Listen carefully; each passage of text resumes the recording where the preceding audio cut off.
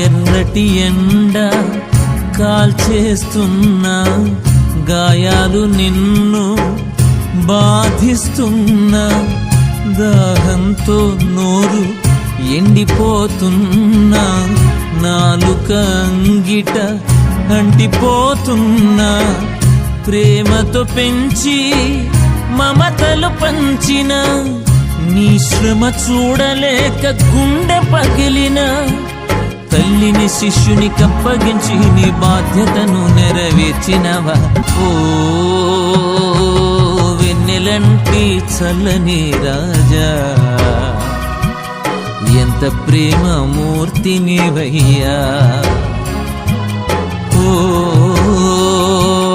వెన్నెలంటి చల్లని రాజా,